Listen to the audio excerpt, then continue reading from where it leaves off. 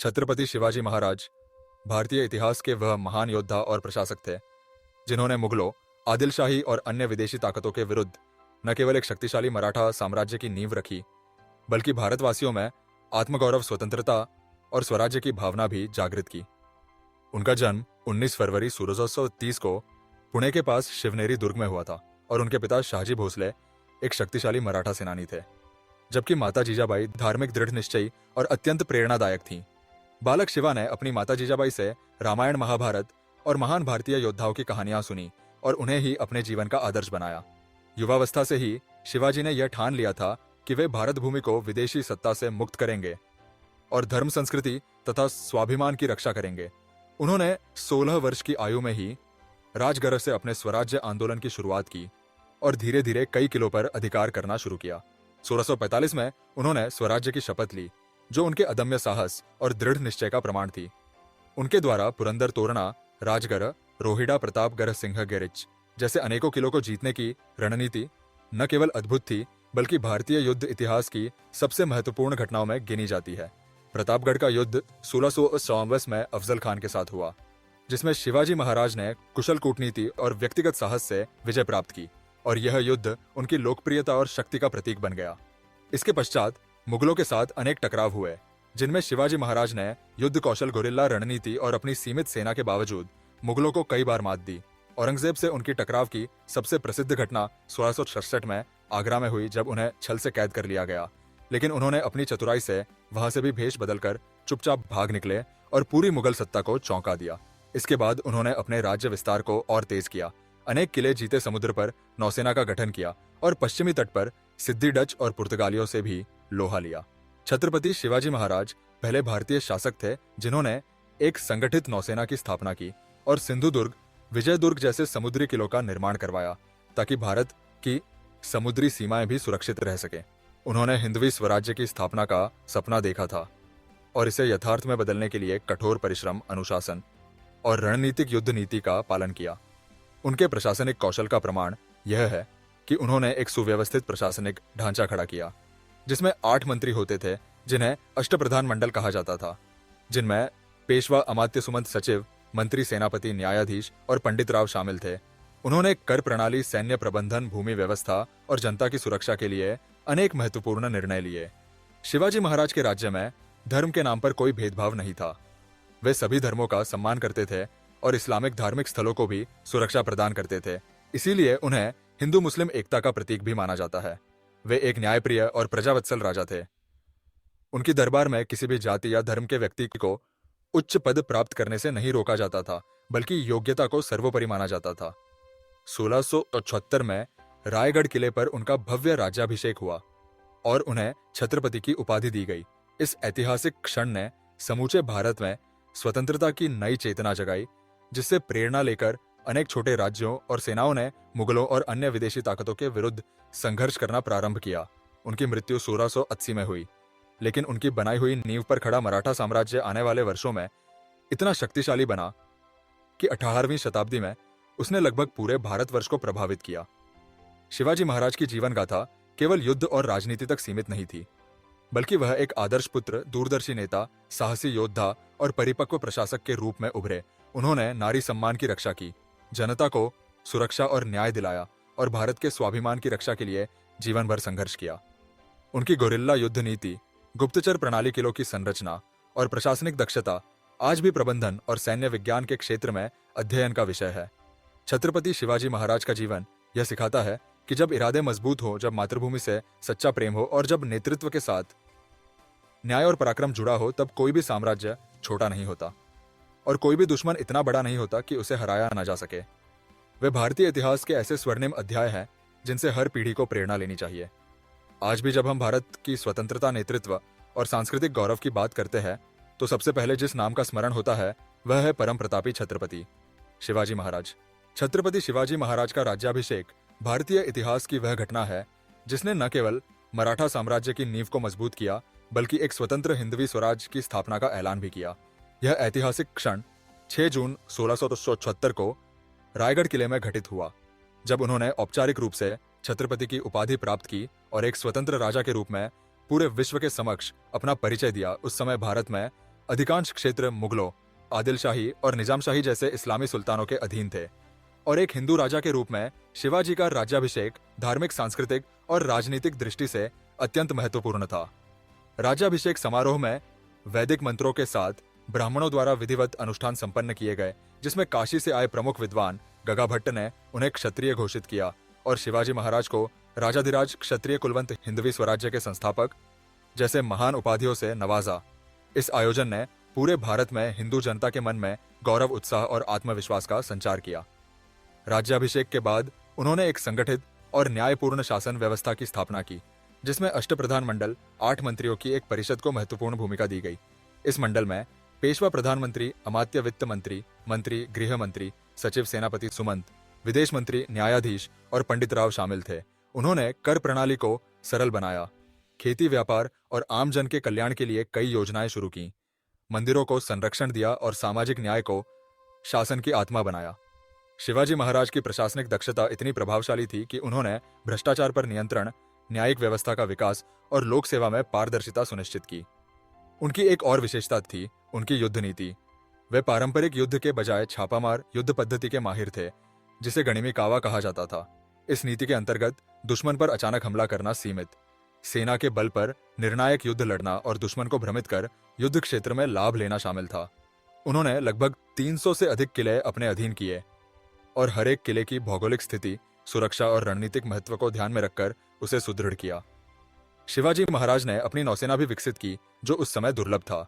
कोंकण के समुद्री तटों पर उन्होंने कई किलों जैसे सिंधुदुर्ग और विजयदुर्ग का निर्माण कराया और समुद्री मार्गों को सुरक्षित किया। उनका उद्देश्य केवल भूमि पर ही नहीं, जल मार्गों पर भी मराठा साम्राज्य का प्रभुत्व स्थापित करना था। शिवाजी महाराज की रणनीति, उनकी सेना की अनुशासन प्रियता और उनका नेतृत्व मराठा साम्राज्य की मजबूती की आधारशिला बना।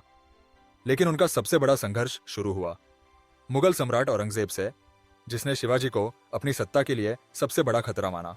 औरंगजेब ने अपने सेनापति मिर्जा राजा जयसिंह को शिवाजी के विरुद्ध भेजा और इसी संघर्ष के परिणाम स्वरूप 1666 में पुरंदर की संधि हुई, जिसमें शिवाजी को कुछ किले मुगलों को सौंपने पड़े और उनके पुत्र संभाजी को मुगलों के दरबार में भेजना पड़ा।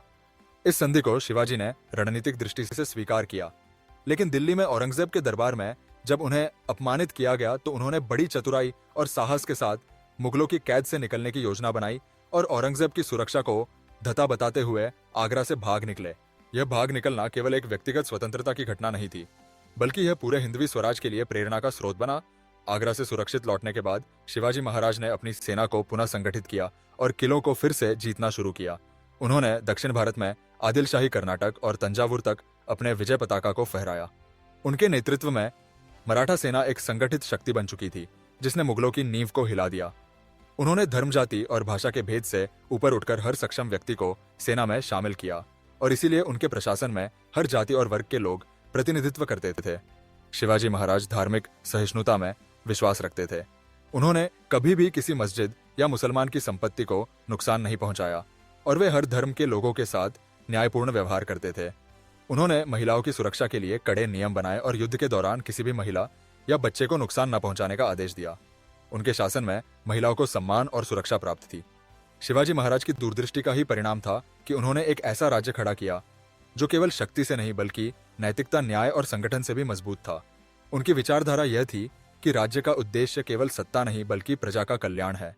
उनकी शासन शैली, युद्ध नीति और कूटनीतिक समझ ने उन्हें एक महान राजा और दूरदर्शी शासक बना दिया। उनके जीवन का हर पहलू, चाहे वह औरंगजेब से टकराव हो, रायगढ़ का किला हो या फिर समुद्री शक्ति का विकास, एक ऐसे भारत की नींव रखता है जो आत्मनिर्भर, संगठित और गौरवपूर्ण है। इस भाग के अंत में यह कहना गलत नहीं होगा कि शिवाजी महाराज ने अपने जीवन के प्रत्येक चरण में वह आदर्श प्रस्तुत किया जो किसी भी राष्ट्र निर्माता के लिए प्रेरणा बन सके।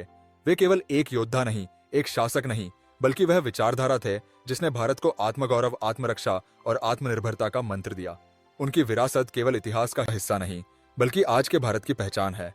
उनके जीवन की यह यात्रा हमें बताती है कि जब नेतृत्व में साहस, सेवा और सत्य का समावेश होता है तब वह इतिहास नहीं, युग निर्माण करता है।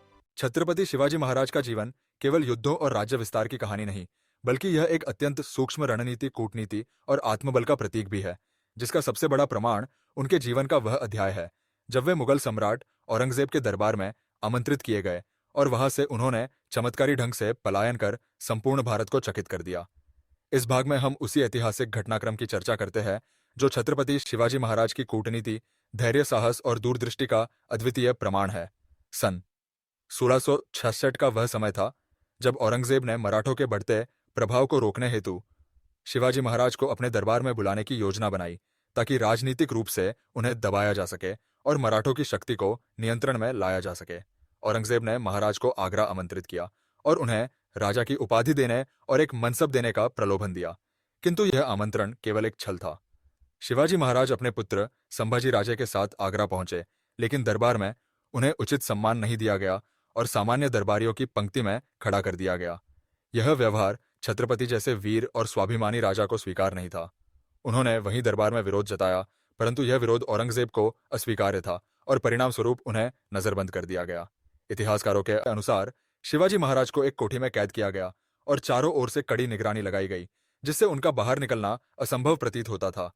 लेकिन शिवाजी महाराज ने यहां भी अपनी बुद्धिमत्ता और संयम का परिचय दिया। उन्होंने योजना बनाई कि वह स्वयं को बीमार बताकर मुगल पहरेदारों का ध्यान भ्रमित करेंगे। कुछ दिनों तक वे फल और मिठाइयों की टोकरी में प्रसाद भिजवाते रहे ताकि कोठी से बाहर आने जाने वाले टोकरे सामान्य प्रतीत हो। फिर एक दिन उन्होंने स्वयं और संभाजी राजे को एक बड़े टोकरे में छिपाया और अपने विश्वास पात्र सेवकों की सहायता से कोठी से बाहर निकल गए। यह पलायन भारतीय इतिहास का एक अप्रत्याशित और विलक्षण क्षण था, जिसने न केवल मुगल साम्राज्य की सुरक्षा व्यवस्था पर प्रश्न चिन्ह लगा दिया, बल्कि शिवाजी महाराज की रणनीतिक कुशलता को सिद्ध कर दिया। आगरा से निकलने के बाद वे कई मार्गों से होते हुए सुरक्षित महाराष्ट्र लौटे और वहां पहुंचते ही एक बार फिर से अपने राज्य की व्यवस्था संभाली। इस घटना ने मराठा जनता के मन में उनके प्रति और भी श्रद्धा बढ़ा दी और मुगल शासन की शक्ति पर से विश्वास कम कर दिया। यह घटना आज भी यह सिखाती है कि विपरीत परिस्थितियों में भी धैर्य, विवेक और साहस से कोई भी संकट पार किया जा सकता है। छत्रपति शिवाजी महाराज ने यह सिद्ध कर दिया कि सिंह चाहे पिंजरे में भी बंद हो तो भी वह सिंह ही रहता है और जब समय आता है तो वह पूरे जंगल को अपनी गर्जना से हिला देता है।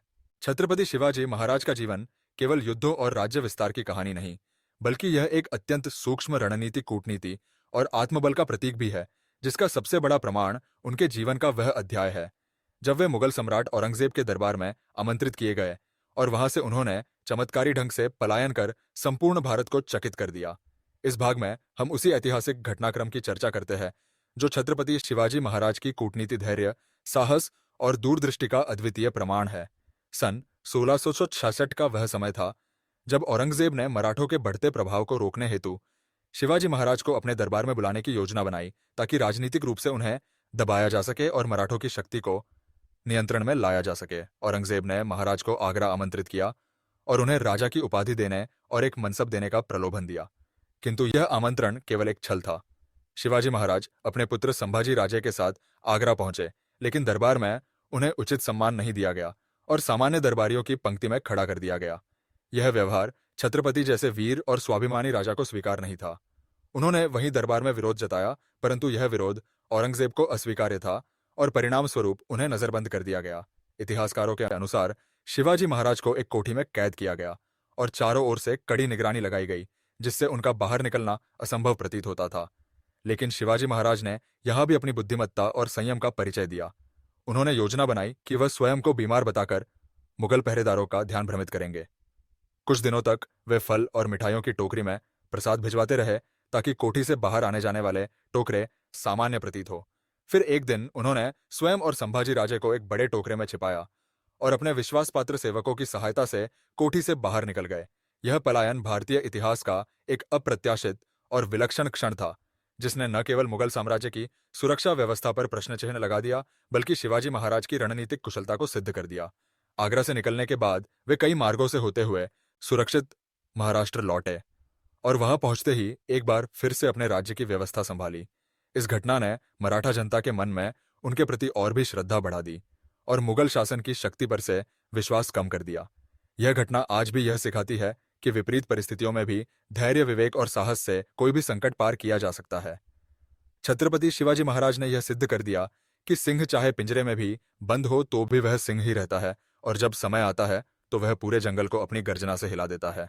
राज्याभिषेक के बाद छत्रपति शिवाजी महाराज का लक्ष्य केवल अपने सीमित क्षेत्र का शासक बनना नहीं था, बल्कि उन्होंने हिंदवी स्वराज्य को संपूर्ण भारत में स्थापित करने का संकल्प लिया था।